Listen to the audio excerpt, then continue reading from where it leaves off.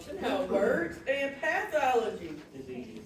study of disease, which is abnormal function. Okay.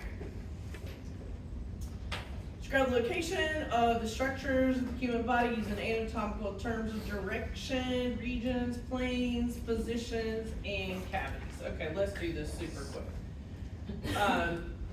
Directions: anterior or ventral, posterior or dorsal. Superior and inferior, head, neck, and trunk only. Proximal and distal, limbs only. Superficials toward the outside, deep is below it. Medials toward the midline, laterals further away from the midline. Okay, planes, this is the median or mid-sagittal that cuts it into exact right and left halves. This is just regular sagittal, cuts the body into right and left but not equal. This is transverse, which is cross-section, cuts the body into top and bottom. And frontal or coronal cuts the body into front and back. Okay? Those are directions. Those are planes. The regions. Right hypochondriac. What's hypo mean? Below chondro cartilage. Okay? So this area right here is what's below that costal cartilage. So got a little bit of protection there. Okay? This is left hypochondriac. This is epigastric. This is umbilical. This is right lumbar, left lumbar. This is right iliac, left iliac, and hypogastric or pubic. Okay? So those are your regions. The quadrants: right upper, right lower, left upper, left lower. Cavities, frontal or ventral body cavity is thoracic, abdominal, and pelvic. Dorsal body cavities, cranial and vertebral. Okay, that's good. Locate serous membranes by their individual names and relative location to organs. Okay, let's talk about membranes for just a second. Mucous membranes are what? Open to the exterior, and they're wet. Okay. Mucous membranes are wet and they're moist. And open to the exterior. Okay? That is your difference. Serous membranes are wet and not open to the exterior. Okay? So that will be pleura that covers the lungs, right? There are two layers. What does the term viscera mean? Organ. Organ. When I say the word viscera, you always think organ. Okay? Because a lot of times you may even hear it say the internal viscera. They're just talking about your organs, right? Okay? So for the serous membranes, the visceral layer is the one that touches the organ. Okay? So if my fist is the heart, the serous membrane layer that touches the heart is the visceral layer. The layer on top of that is the parietal. In between you have the serous fluid. Okay? So it allows for the heart to contract and relax, so a change in size, right? And those layers just slide past one another because of that serous fluid. Okay? It's called pleura surrounding the lungs and peritoneum surrounding the intestines.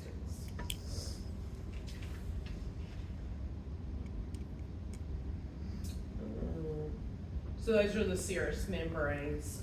Mucous membranes open to the exterior. What's cutaneous membranes? What's cutaneous mean? Skin. Skin, and that is dry. Cutaneous membranes are dry. And then, what about synovial? Those surround joints, okay? And that is synovial fluid in there that gives lubrication for the joints, okay?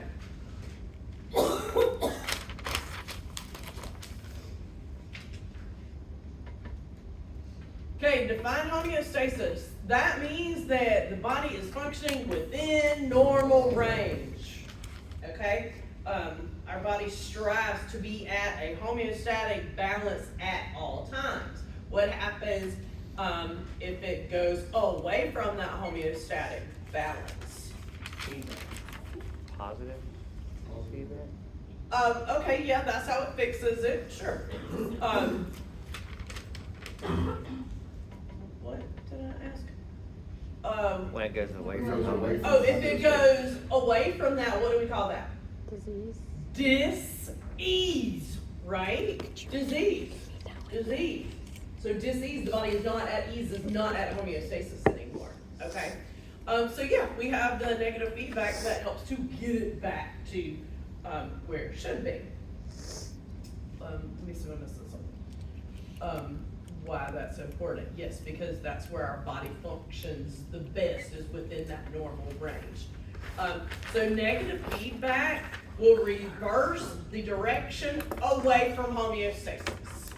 Okay, so if my blood sugar rises, then the body will release insulin from the pancreas that will bring that blood sugar back down. Okay, so you see my fingers going in opposite directions, so it is reversing that movement away from homeostasis.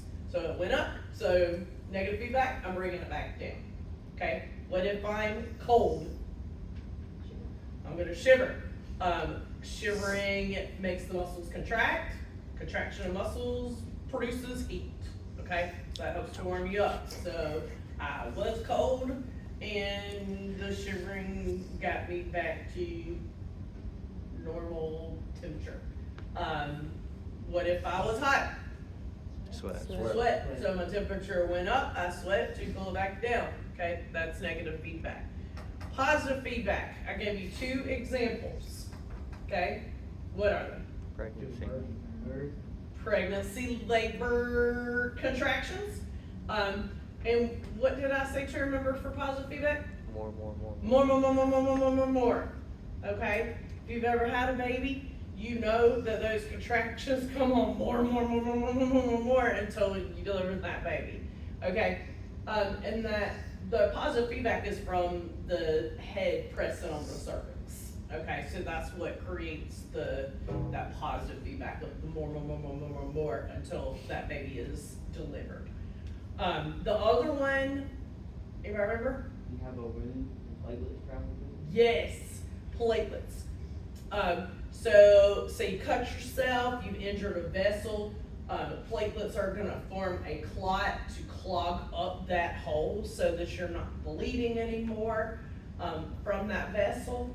And what happens is when there's a breach in the vessel wall, there's chemicals that are released. Those chemicals call platelets over, those platelets call more platelets over, those platelets call more platelets over, those platelets call more platelets over, more, until you have the plug and the bleeding has stopped. Okay, so labor contractions and platelets, blood clotting. Okay, those are your 2 positive feedbacks that you should remember. Define disease. Okay, what is it? Dis-ease. That is when the body is not within homeostatic ranges. Define predisposing factors of disease, and explain how they affect it. Okay, so age, gender, genetics, lifestyle, and environment. Okay, those are some predisposing factors. Why don't y'all just give me an example of that, of any of those? Smoking. Yes, that's a terrible one. Lifestyle, how you eat, what you do with yourself on a day-to-day basis. If you exercise, if you don't. Yes, Geriatric patients, more yes, susceptible. they are. Slow down.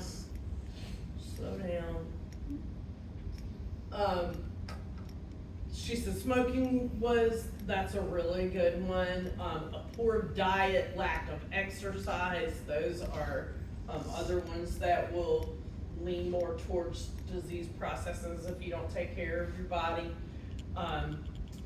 Also, some diseases are only for a particular gender, like testicular cancer or ovarian cancer, something like that. Environment, like lack of clean water supply or good food, like healthy food. Clean food. Okay, differentiate between signs and symptoms. Signs are measurable, okay? What's an example of that? Temperature. Blood pressure. Pale skin. You can observe, like, Sure, yeah, I that always is one of heard the things. skin you don't can lie. see a stop sign. That's what they always said, see if you can see it. Yeah, that is called, inspection. So I'm sure y'all have done that before. You inspect the patient, so you're looking at them and you're looking for anything wrong with them that you can see with the naked eye. Like color changes, like if the skin is pale, flushed, if it's blue, if it's bruised, if it's bleeding, if there's broken bones sticking out, swelling, stuff like that, you can see, yeah. Also other, like blood test, stuff like that, will tell you if stuff's within normal ranges, so that is a sign, that would be something measurable. Symptoms, not measurable, they're subjective. What's the easiest example of that? Pain, right? Because that's true, and you can tell me that you're in pain, and you can look like you're in pain, but I can't feel your pain and I can't measure your pain. Same thing like a stomach ache or like nausea, stuff like that. Like we may be on a deep sea fishing trip and you may look green, but I can't feel your nausea, luckily, right? So that's not something that is measurable, so that would be a symptom. Explain the function of pain. So, what is pain? Tell your body something's wrong. Absolutely. That is your body saying something is wrong, you better fix it, okay? I've probably told y'all, being a chiropractor, that I had so many patients that put off going to the doctor or coming in to see me, and instead they just took painkillers, cover up that pain. Is that a good thing? No. No, because you're not fixing the problem, you're only covering up the symptoms, right? So you finally get to a point where those painkillers aren't working anymore because you continue to do whatever the problem was that caused it to begin with. So you're just making it worse and worse and worse. So pain is your body telling you to stop doing what is causing that pain and determine what is going on with that specific part of your body.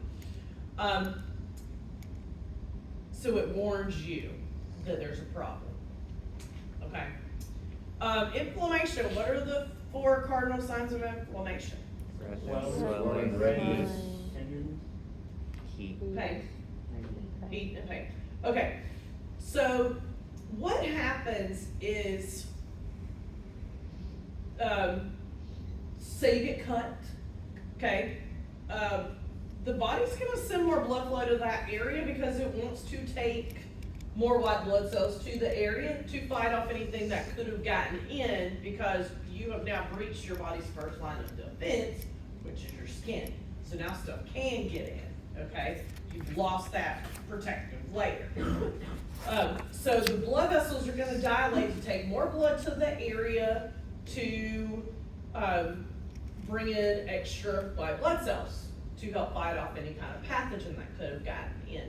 that extra blood is gonna cause the heat because blood is warmer than normal body temperature. The dilation of the vessels is also gonna cause the swelling because that's when those white blood cells are gonna squeeze out of the vessel and go into the tissue to, you know, gobble up anything. So monocytes, a type of white blood cell, becomes macrophages when they leave the vessel and go out into the tissue, to help destroy any kind of pathogen. So the swelling is the leaking of the fluid and the puffiness, right? Redness because extra blood flow to the area, and pain, again, telling your body something's wrong, as well as you probably injured some nervous tissue along the way as well. Okay. Explain 2 classifications of disease and subcategories. Okay, well, there's infectious, which is by pathogens, making you sick, and then there's not infectious diseases. That's good enough for now. Define diagnosis and list the steps involved. Well, when a patient comes in, you're gonna take their history, right? So you're gonna ask questions, you're gonna get all the information, and you're gonna do physical exams, see what's going on with the patient, and then you can do some diagnostic tests, right? A differential diagnosis is when there are many different things that can cause the same symptoms, like what you were saying this morning. She may have a fever, she may have a cough, she may have a sore throat. But those symptoms can go with many different problems, okay? She said that she can't taste or smell, okay? That's a good indication that she may have COVID, right? Because that's something that goes along with COVID and not necessarily the flu. So differential diagnosis is going through all the signs and symptoms and narrowing it down to what specific problem is causing the patient's illness, okay? So when is a differential diagnosis used? When you're distinguishing between several different diseases and you have to narrow it down to one. Treatment plans, whatever. Define epidemiology and explain how it affects healthcare. Well, we lived through an epidemic, so we know how that works. I'm good with that. Okay, chapter 2. List levels of organization of the human body from simplest to most complex. Okay, so the periodic table, the elements like atoms, that's the smallest. Okay, then you have molecules where they start to bond together. Okay, then you have organelles, which are parts of, and then you have cells, okay? And then you have cells working together for the same function that makes up tissues, and then different types of tissues working together gives you an organ, and then all the organs working together are the organ system, and then all 11 organ systems working together for homeostasis in the body is your whole organism, okay? So, smallest to largest. Matter, if something has mass. An element, anything that has the same atomic number is that element, okay? And that's how they made the periodic table, is counting the protons. You know, if it has a different number of protons, it's a different atom, right? So the atomic number is the number of protons, okay? What about the atomic mass? Protons and electrons? Neutrons, protons and neutrons, you add those up, and that's gonna be the atomic mass. Protons are what charged? Positive neutrons, neutral. And then when you add those two together, that's your atomic mass, which is the larger number underneath your symbol. And that's like the average, right? Of all- Yes, I'll get to that in 1 second. And then electrons are negatively charged. Where are they? They're in the shells or clouds surrounding the nucleus. Yes.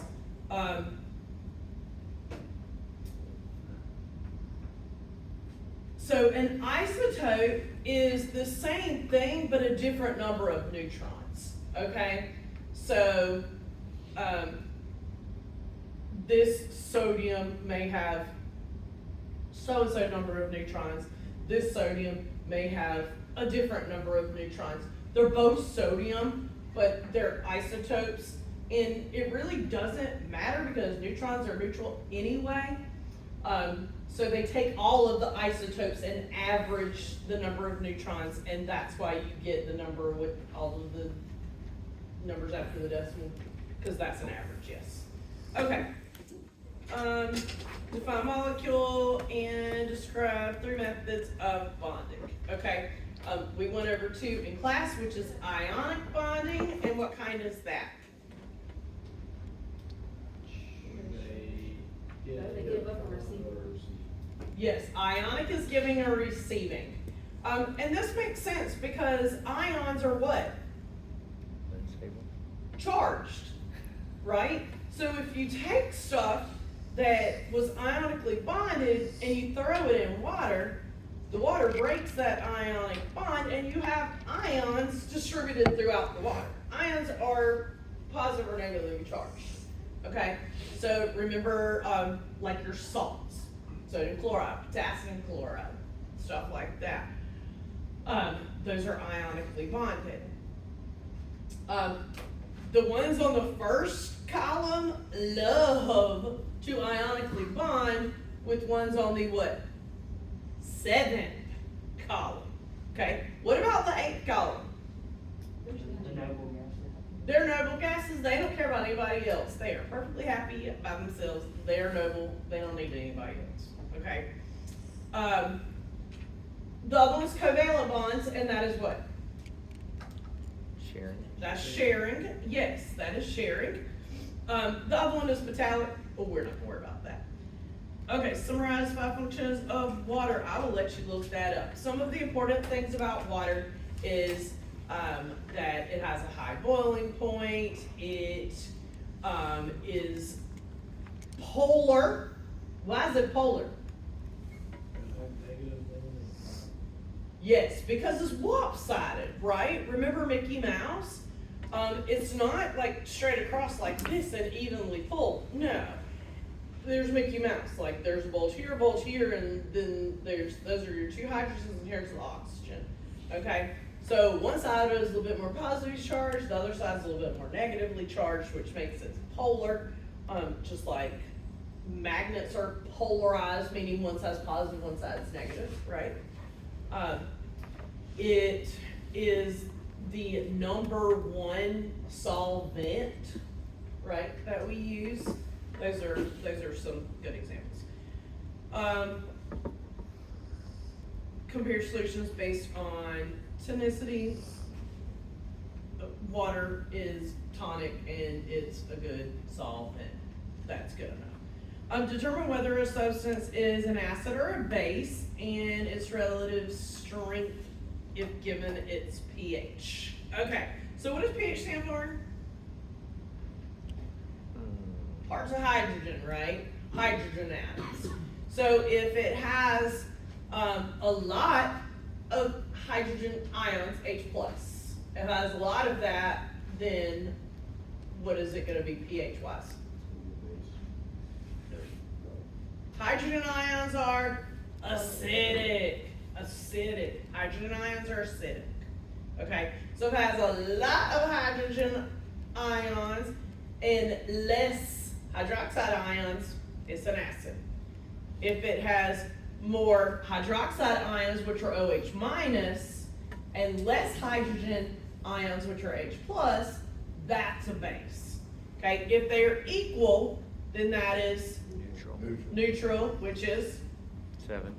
yes, which is H plus plus OH minus equals H2O.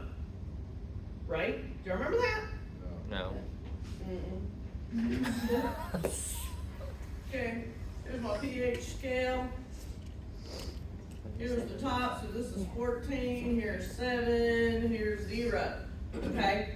If there are higher numbers of hydrogen ions and lower numbers of hydroxide ions, this is acidic. If there are more hydroxide ions and less hydrogen ions, this is basic. We also call that alkaline.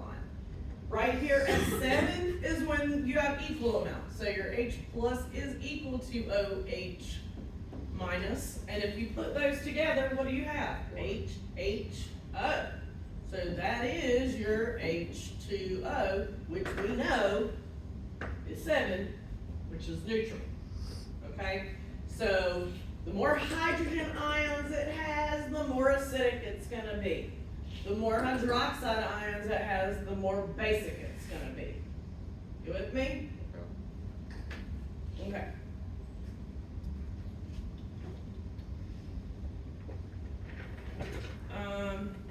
And the further it gets away from 7, the more acidic or basic, right?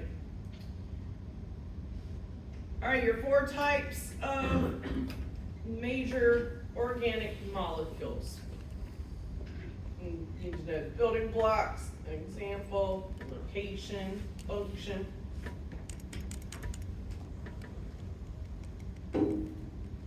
Carbohydrates. Carbon, hydrogen, oxygen in a 1 to 2 to 1 ratio, most of the time. Carbohydrates are your body's best, or not best, your body's favorite source of fuel.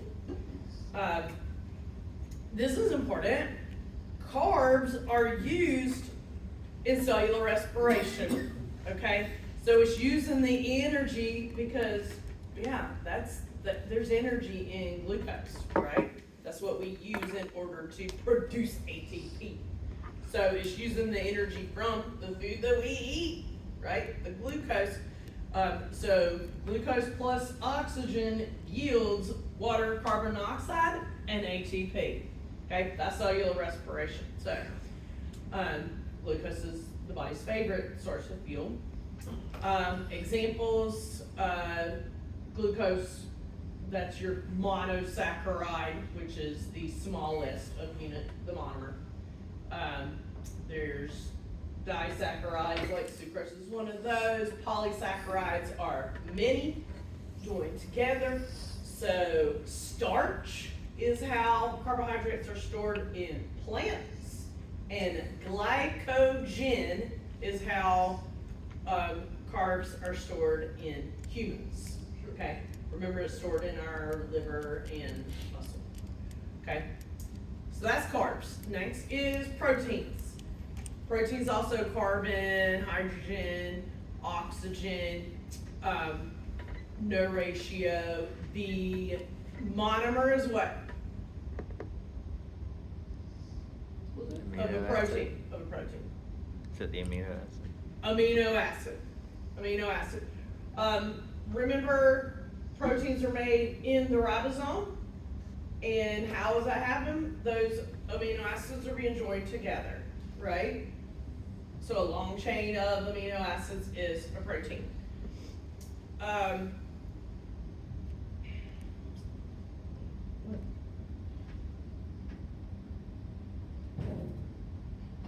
Our body uses proteins as like enzymes. It uses it as like carriers. Hemoglobin is a type of protein which carries the oxygen in the red blood cells. It's used for like antibody structure. Okay, proteins are important.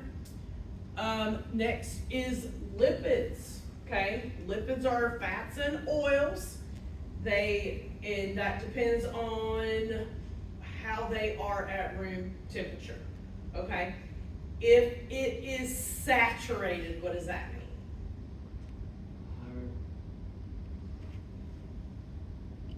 What'd you say? Hard? I was trying to. But is that what you higher. said? Said higher. Higher. If it is saturated, it has the maximum amount of hydrogen. Okay? That means that instead of having some double bonds in there, it's all single bonded and there's hydrogens all the way around. Okay? Those are your solids. Okay? If it's saturated. Unsaturated does not have as many hydrogen atoms on it because instead we've got some double bonds thrown in there. Well, those double bonds kink it, okay? Kink it in different directions. So now it's not held together as tightly, so these are gonna be your oils. These are gonna be your liquids at room temperature that are unsaturated. Which one's better for you? Saturated. Unsaturated. Unsaturated. The oils are, well, think olive oil, much better for you than butter, right? And lastly, nucleic acids. That's your DNA, RNA, ATP. Those are super duper important. That is your genetic code. The monomer is the nucleotide. And a nucleotide is made up of a 5-carbon sugar phosphate group and nitrogenous base. Okay?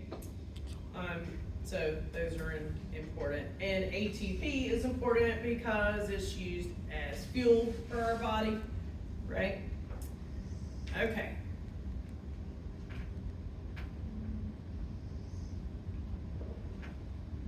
All right. 3 factors governing the speed of chemical reactions. Just tell me this, how do you speed up a reaction? Heat it up. You can heat it up. You can stir it. You can stir it, yeah, like you can physically stir it up. And it is the movement of those molecules that causes solutions to mix quicker, right? And we know that if you boil something, those molecules are moving really fast. You can even see it, okay? So that's gonna help dissolve something and turn it into a solution a whole lot quicker than if it's really, really, really, really cold and those molecules are barely moving. It's gonna take a lot longer to distribute evenly. So the equation for cellular respiration, I don't know. What was the third one for that? That one? Because it said 3. 3 factors governing the speed of slow down be the, or cool down be the other one? sure. Okay. Yeah, we'll cover that. Alright, C6H12O6 plus O2. CO2 plus H2O.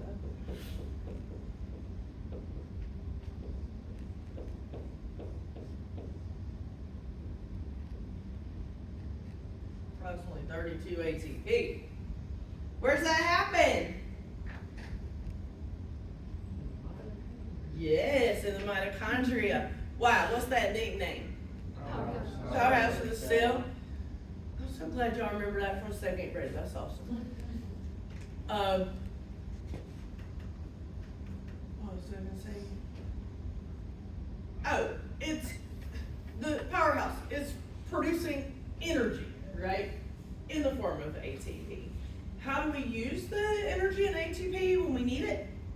Break the bond. Break that phosphate off the end of it, and then we can use the energy from that high energy bond.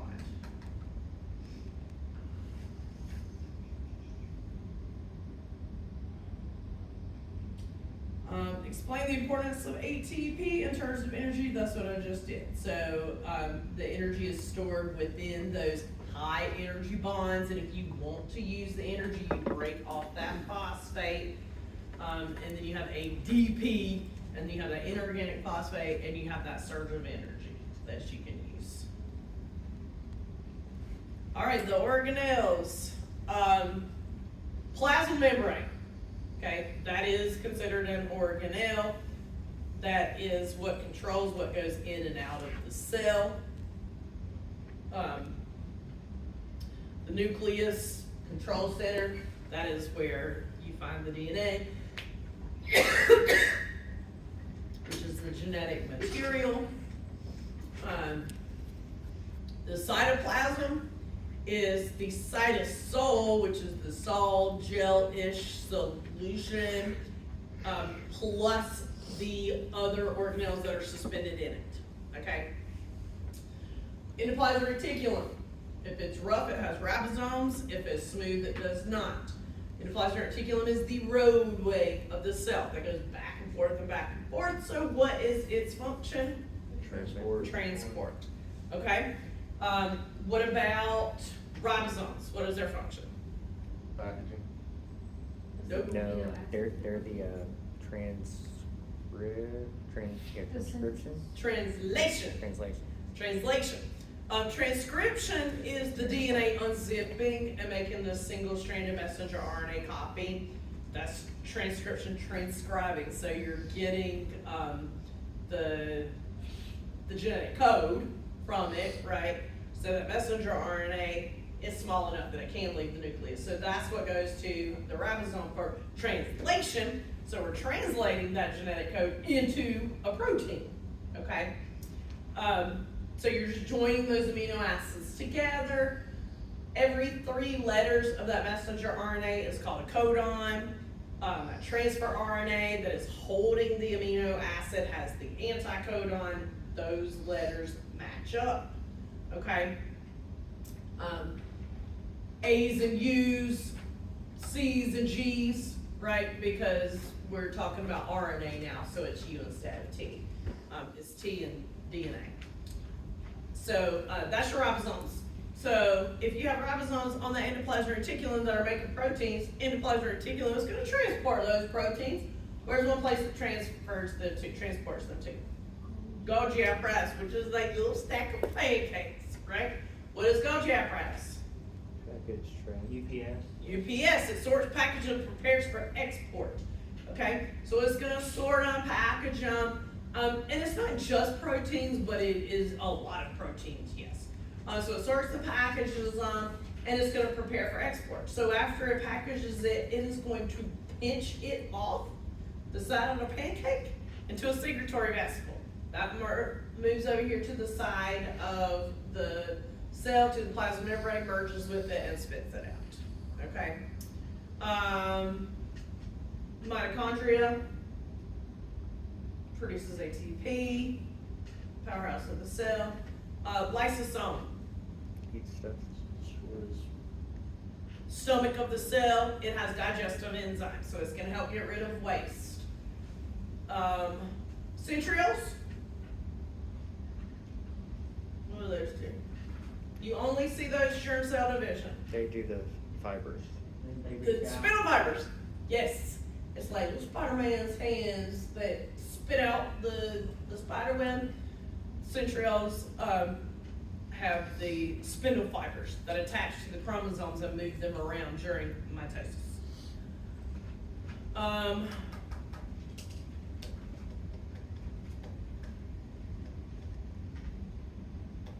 y'all think of any more parts? Say the rough eagle. I believe you did. Rough ER is studded with ribosomes, and the smooth ER is not. Endoplasmic reticulum is the roadway, regardless of whether it has the ribosomes on it. I guess that's it. Organelles, their functions. Active versus passive transport. Passive, what? No energy. Passive does not require energy, active does. What are 4 examples of passive? Diffusion. Osmosis. Osmosis is the movement of Water. water from a High. High to low. high concentration to a low concentration in order to reach Equilibrium. equilibrium, right? That's what these passive ones are, going towards equilibrium. what is a solute moving from a high concentration to a low concentration? Diffusion. Simple diffusion. Okay. Water going from a high concentration to a low concentration is osmosis. What is it called if it uses a protein carrier molecule to move through the plasma membrane? Facilitated diffusion. And what if it uses size and pressure? Filtration. Very good. So those are your four. The different types of active transport. We have the sodium potassium pump. Okay. Remember, there's always a ton of sodium outside the cell and a ton of potassium inside the cell. When we want muscles to contract or we want to send electrical impulses, the sodium comes into the cell and the potassium goes out. Okay? The sodium potassium pump is going to replace it where it originally came from. So there are those sodium potassium pumps in every single plasma membrane. The other one is bulk transport. So phagocytosis.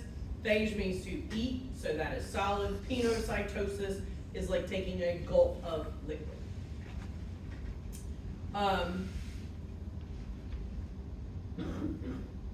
And active requires ATP, passive does not. What is endocytosis?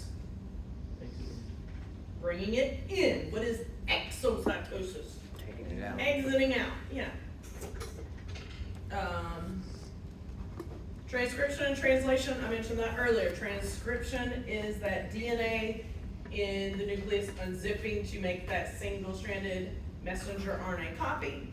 Translation is using that messenger RNA copy as a code to bring amino acids together, join them together to make a long strand, which is a protein. Okay? That's your translation is protein synthesis. And then what happens after to the protein after translation? Well, it can be transported by the endoplasmic reticulum. It can be packaged by the Golgi apparatus and sent out of the cell, right? Explain possible consequences of mistakes. Well, if a different amino acid is put in there, then you can end up with a completely different protein, right? If 1 3-letter codon is misread, then a different amino acid is going to be in the mix. So that's how we have so many different type proteins, is because there's different combinations of amino acids. Okay, so if there's some kind of mistake, then you may end up with a different kind of protein. Okay. Describe the process of mitosis. Well, first we talk about the entire life cycle of a cell. The majority of the life of the cell is spent in what? Interphase, and it is split up into what? 3. Yes, which are? G would, S phase, and G2. Yes. So G is for gap, so gap 1 is growth, S is for synthesis. What happens there? Replicates. So you're doubling the genetic material, which is super duper important. You gotta double it before you can split it in half, okay? And then G2 is more growth, you increase the number of organelles. So by the time you get to the end of interphase and you're ready for mitosis, the cell is twice as big, it has twice as many organelles, and twice as much genetic material, okay? So now you're ready for mitosis. What's the first phase? Prophase. The 3 things happen in prophase. The nuclear envelope. Yes, nuclear membrane breaks apart because it's going to spread out and use the whole cell. You can see that when we're looking at the different phases under the microscope. So the nuclear membrane breaks apart. The chromatin coils up into the chromosomes that look like the H's. And then these spindle fibers appear. Next, Metaphase. metaphase, the chromosomes Line up in the line middle. up in the middle. Next is Anaphase. anaphase, those chromosomes are pulled apart and pulled to opposite ends of the cell. It looks like this, little fingers waving at each other, okay? And then telophase is the opposite of what? The opposite It's of. the opposite of prophase, okay?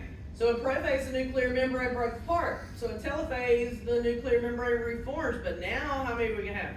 Two. Now we're gonna have two.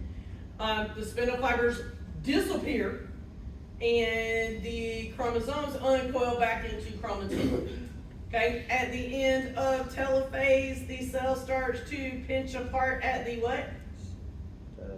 Cleavage. Cleavage furrow, and that is going to divide the cytoplasm, and that is called Cytokinesis. cytokinesis.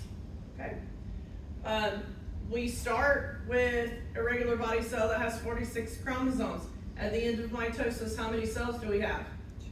Two. How many chromosomes in each? 46. They are exactly alike and identical to that parent cell. Okay.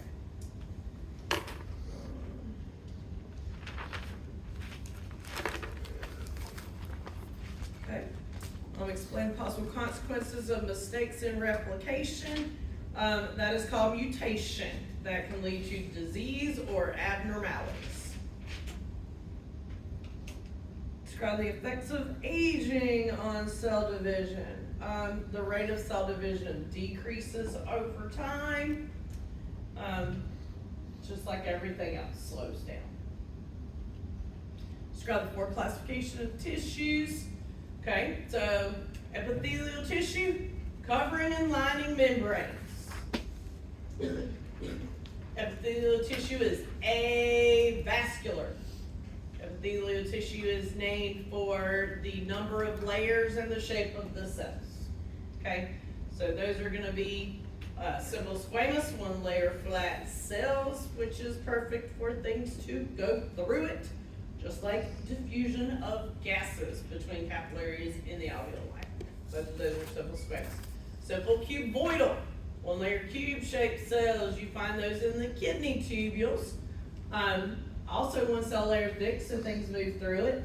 Those kidney tubules are wrapped with capillaries, okay? So after the filtration happened and that filtrate is going through those kidney tubules, our body is going to reabsorb what the body still needs, okay? So it's gonna go through that simple cuboidal of the kidney tubule back into the bloodstream, into the capillary simple squamous, both one cell layer thick, things go through it super easy.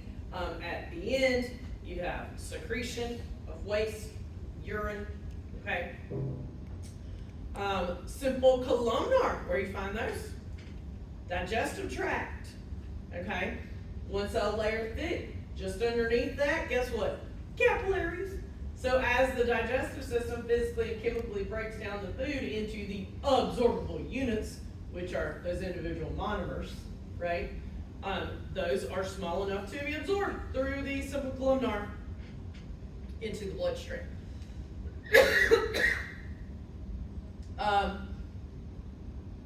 Simple columnar. What about pseudostratified? It's like tied together with rotating nucleuses. Yes, the nuclei kind of go back and forth and back and forth. They're not all at the same level like they are with simple columnar. You find those in the upper respiratory tract.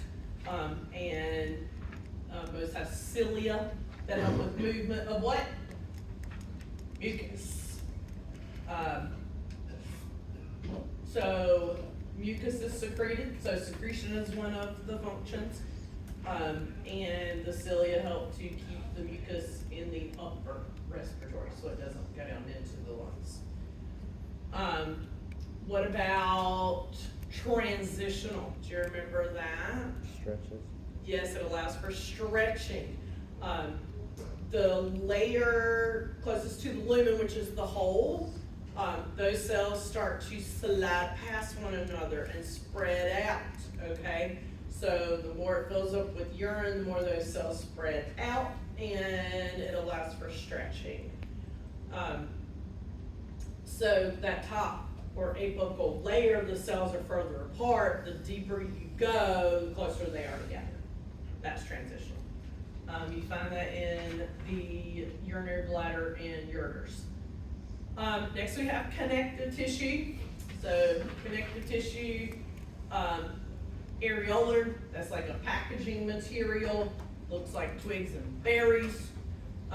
You have immune cells in there. You have fibroblasts, which are cells that produce fibers, okay? So it helps with like the kind of the internal skeleton. The adipose tissue is fat. It has that signet ring appearance because that giant lipid droplet is so big that it pushes the nucleus over to the side. That's how you recognize that. That is how our body stores fat, excess fuel, okay, long-term storage. Glycogen is short-term storage, okay? And that's carbohydrate form. Reticular. It also looks like twigs and berries, but they're much closer together. You find that in your lymph organs, okay? So the cells in there are gonna be your immune cells, white blood cells, mast cells, macrophages, okay? Then you have blood. Blood has a liquid matrix, which is plasma. The cells are red blood cells, white blood cells, platelets. Function of blood, transport. What is it transporting? Respiratory gases, ions, nutrients, waste, hormones. Bone has a hard calcified matrix.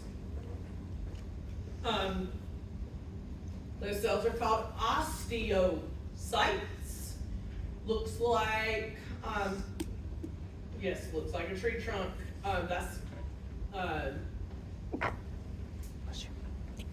That is compact bone, okay? And so you'll see all those sets of concentric circles. And then you have your cartilages. Hyaline cartilage looks like black-eyed peas, okay? It is the most numerous type of cartilage in our body. Nose, the rings of the trachea, the larynx, costal cartilage, the entire embryonic skeleton starts out as hyaline cartilage. The cartilage on the end of long bones that we call articular cartilage, all those are hyaline, okay? Then we have elastic, okay? Starts with an E, looks like a boiled egg. It is in the ear and epiglottis. It has elastic tissue that allows for stretching and recoil. And then the last one is fibrocartilage what? Disc. Fibrocartilage what? Disc. Okay? Intervertebral disc, pubic symphysis disc, meniscus disc in the knee. These are shock absorbers. Very, very, very, very, very strong with lots and lots and lots of collagen fibers. Okay? And you can see those collagen fibers in there. It is super duper strong. Is that all the connective? That's all I can think of off the top of my head. Then we have muscle tissue. 3 different types of muscle. Skeletal muscle is the muscular system of your body. It is striated, multinucleated, voluntary, cylindrical in shape, not branching. Okay? So you will see the striped appearance. Cardiac muscle is branching. It is striated. It also has intercalated discs, so you may see the darker lines. Those help with the movement of electricity through the cardiac muscle, so it helps the heart contract as a whole. The atria contract together, the ventricles contract together. Involuntary. Smooth muscle, not striated. It is spindle shaped. It's fat in the middle, pointing on both ends, has a very long, almost worm-looking nucleus. You find that in the walls of hollow organs like vessels and tubes like the digestive tract. Uninucleated, involuntary. And then we have nervous tissue. Nervous tissue is made up of neurons and neuroglia. The neurons are the ones that send the electrical impulses. That's what we looked at under the microscope, the bright purple or hot pink cell body that has all the lines coming off of it. Those lines are the processes that are sending the electrical impulses. Neuroglia are just helper cells in the nervous system.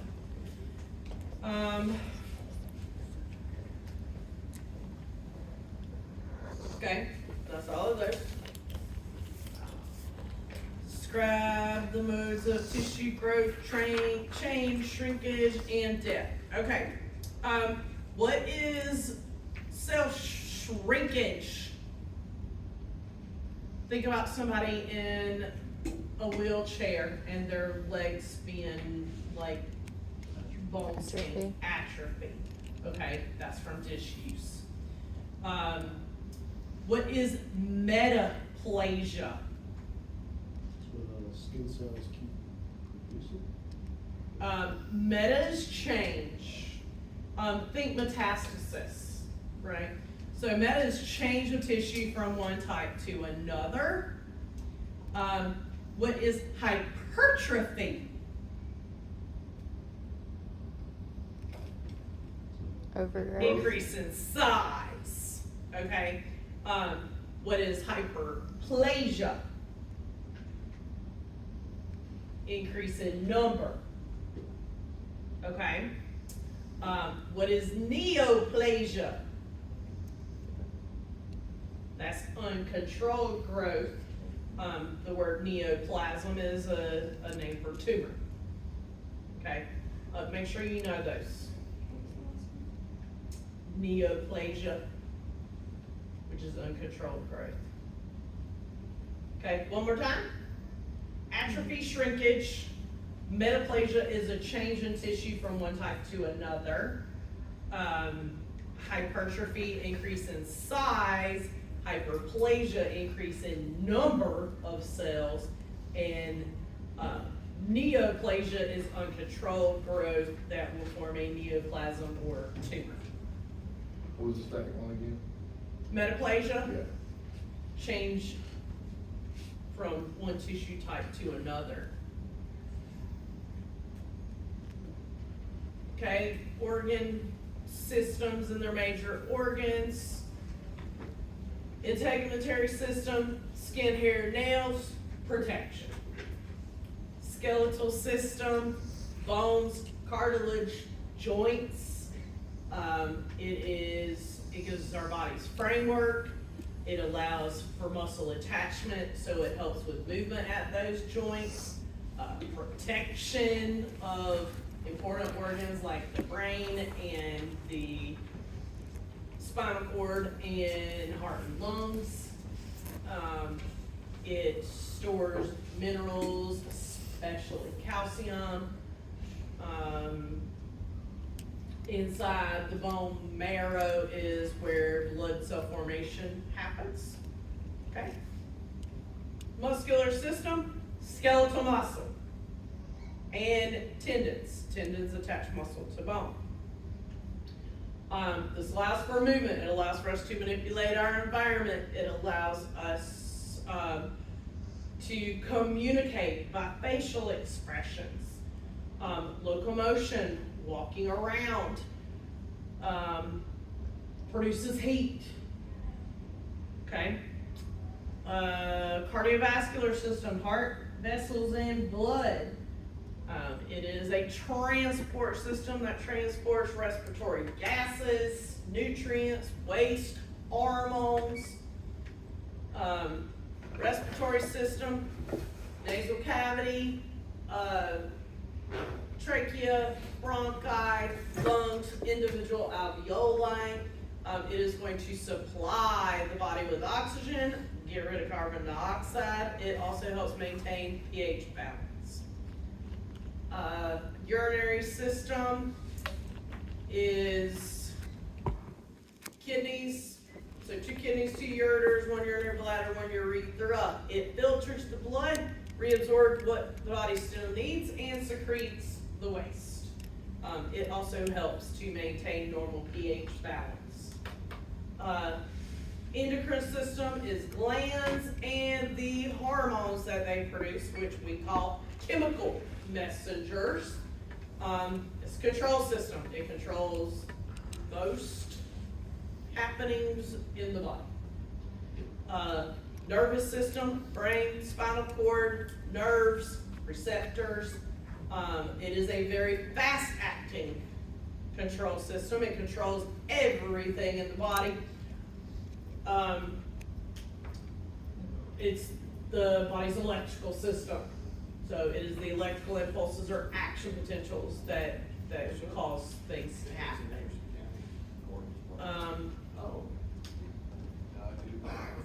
Reproductive system.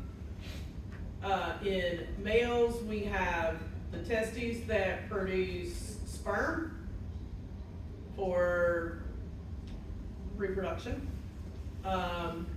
The females, the ovaries produce the ovum or egg for reproduction. Also the breast for feeding the young, and the uterus for carrying the fetus, baby. What am I missing? Lymphatic and immune system.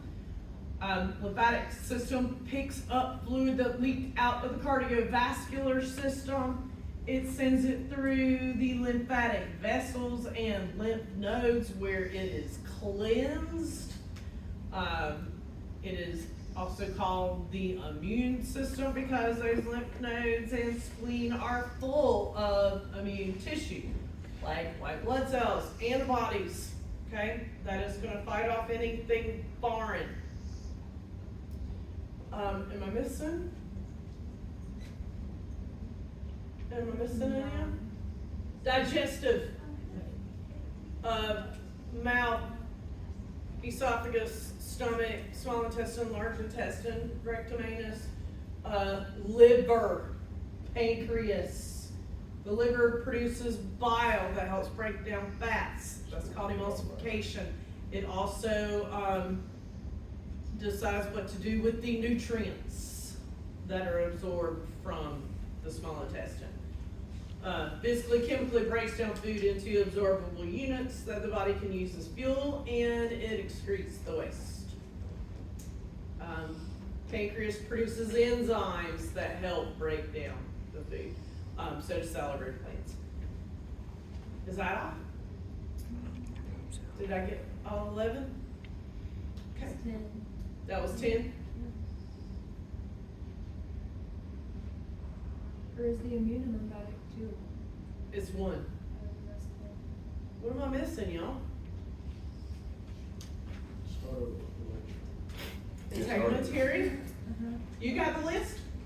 You got the list. Yeah, integumentary, muscular, cardiovascular, respiratory, Skeleton? urinary. You said that first, I think. Okay. That was the very first. Oh, I thought that was like part of the muscular. No, it's separate. Okay, you're good.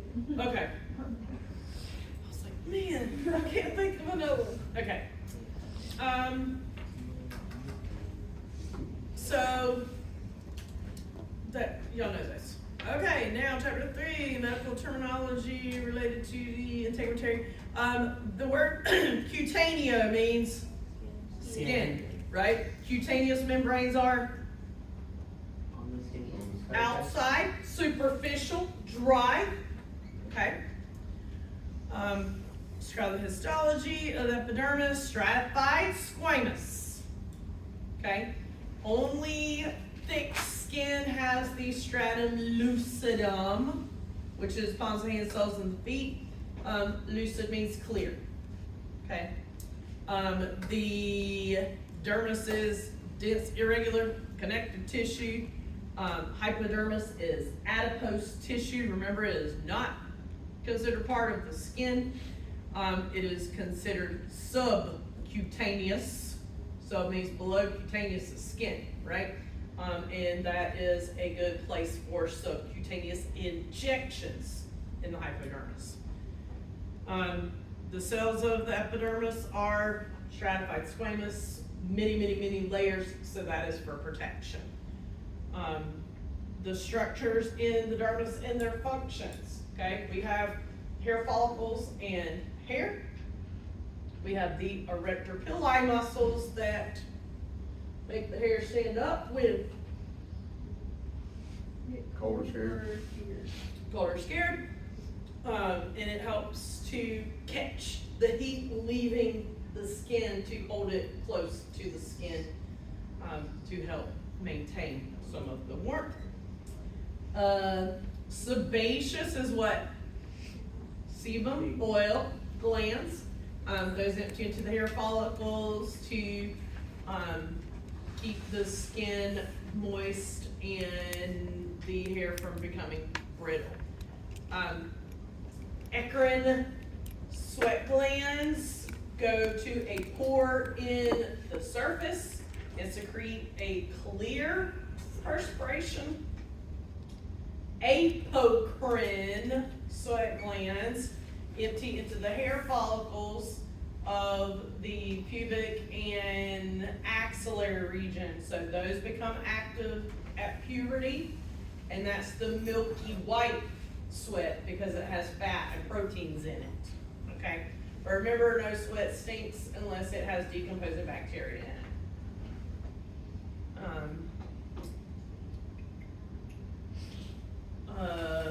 Meissner's corpuscles, where are they? In the papillary region up at the top, they are light touch receptors. Pacinian corpuscles are deep pressure receptors. They're in the bottom of the dermis. Free nerve endings for temperature changes, pain, vibration. Vessels, only in the dermis, right? Not in the epidermis, because epidermis is epithelial tissue, which is avascular. There are capillary loops in the papillary region, which is very top, so that it can diffuse oxygen up through the epidermis and get rid of the CO2. The papillary layer is where the little finger-like projections are at the top of the dermis. It's a very small portion. And that's what also gives us our fingerprints and toe prints. The rest is the reticular layer. What else am I missing in there?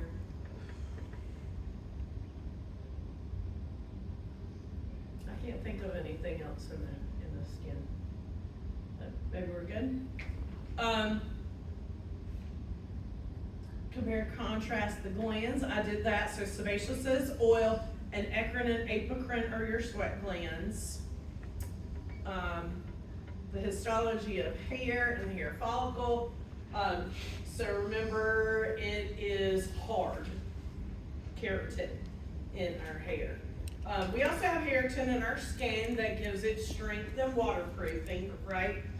Our hair is dead skin cells, right? There are nerves going to the hair follicle, so you can pull out one individual hair and feel it. The outside of it is made from the basal layer of the epidermis. Remember that? That's good enough for hair. Nails, they help with picking up small stuff and scratching. They're stronger than skin. Cuticle at the base, this is the free edge that you see coming off the end. Good enough. Good. explain how the layers and structure of the skin work together to carry out the functions. Okay, so the stratum corneum is the top layer that has approximately 30 layers of dead skin cells. The stratum basal is the base layer of the epidermis that has one layer of stem cells. Remember, a stem cell splits into two cells, one of them remains a stem cell, and the other one specializes into whatever cell type it's making. In this instance, it would be squamous cells of the epidermis. How the skin responds to injury and heals itself. It's going to heal by regeneration and fibrosis. Fibrosis is the scar tissue that will form. 3 degrees of burns. First degree, redness, swelling. Okay, only one layer is affected, so the epidermis is damaged. Second degree, 2 layers are affected. The epidermis destroyed. The dermis damaged. That's when you see blisters. Okay? Pain with that. There's pain with first degree too. And then third degree, 3 layers. But you have completely destroyed the entire skin. Epidermis and dermis destroyed, and you have damaged the hypodermis, which is fat. That's where you can see charring. You would not feel pain because you have destroyed the nervous tissue in there, in the dermis. Well, and there's nerve tissue in the epidermis, but yeah, they say, oh, it doesn't hurt. That's bad. Okay, that makes it really bad.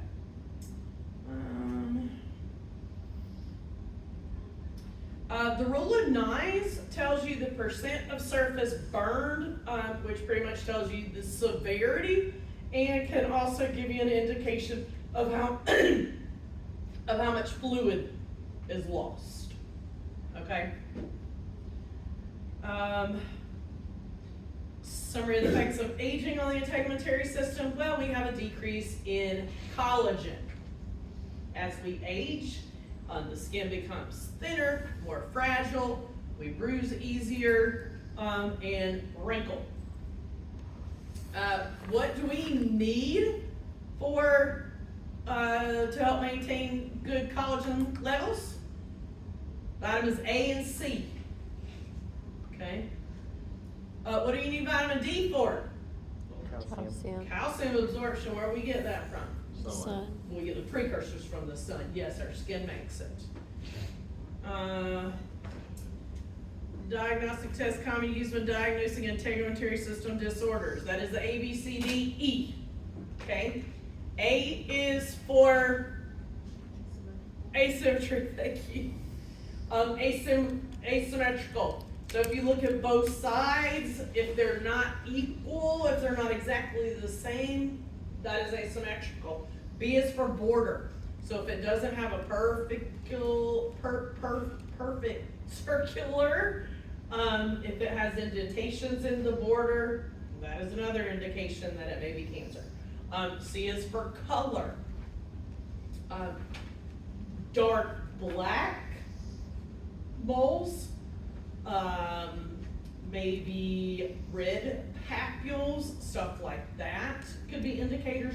D is for diameter. If it is bigger than a pencil eraser, then you worry. And E is for evolution, which is changing over time. Okay, like spreading.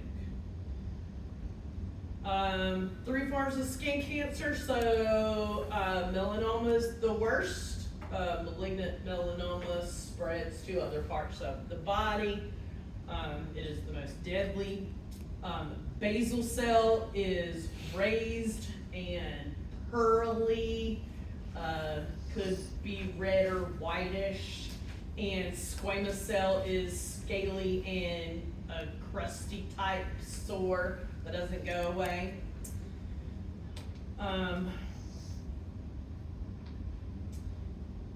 And a lot of times you may think, oh, well, I just see, like, I see a freckle or whatever. Freckles and moles are congregations of melanin in that area, so that's where it's darker in that area. Melanin is, the pigment, right, that gives us the darker color. And more melanin is produced by the melanocytes with sun exposure, okay? And that is truly damaging UV radiation, okay? Common integumentary system disorders, I think these are the ones that she talked about with you last week. So cellulitis, what is that caused from? Swelling. Bacteria. Warts are caused from what? Viruses. What'd you say? No. Why do people have warts for so long? Like if it's, Cause they don't get them removed? why does it stay? The virus If it stays in your causes- body. cause from the virus, like, why doesn't it go if you're? That's a good question. There's like spores that get in your skin.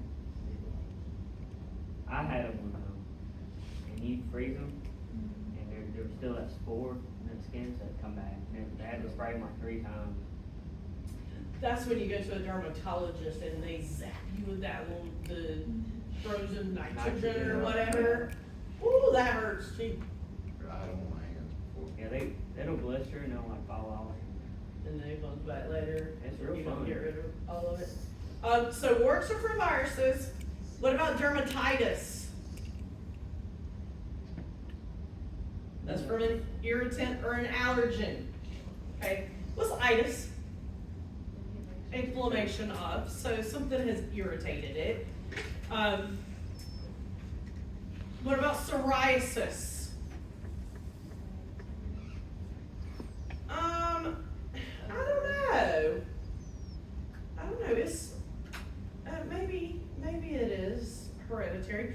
It's autoimmune though. It's an autoimmune, it's improper keratinization which causes overgrowth, okay? Scleroderma causes hard and tight skin. Both of those, psoriasis and scleroderma, are autoimmune. What's a decubitus ulcer? Pressure wound. That's your bed sores, and that's from not harming the patient enough, and it's from the bony prominences putting pressure on a certain area for so long that it causes cell death. Okay, the last thing I wanted to mention, is, healing. So first thing, you're, gonna have hemostasis, which is, a blood clot that stops the bleeding, okay? You have the inflammation, which comes with the redness, swelling, pain, and heat, yeah. Proliferation, so your body's gonna make new collagen fibers to help kind of stitch it up, the area, and then remodeling of the area, and you can get the scar tissue, which is fibrosis. Okay, questions? That was Hard, tight skin. scleroderma. All right, that was a really good review. I looked at your test last night. If you know everything that I went over today, you're in good shape. You know, most of it makes you're in bad shape. Yeah. You better review. What are the points what are the increments of Oh, there's 60 questions on your test. Is that what you're asking? yeah, but like how many points off is one question? Not quite 2. If there are 50 questions, they'd be 2 points a piece, but there's 60, so a little bit much. And I'll get you to draw, like some electron configuration, so know how you do your, covalent bonding and ionic bonding. I'll give you one of each of those for extra credit. All right. Study hard.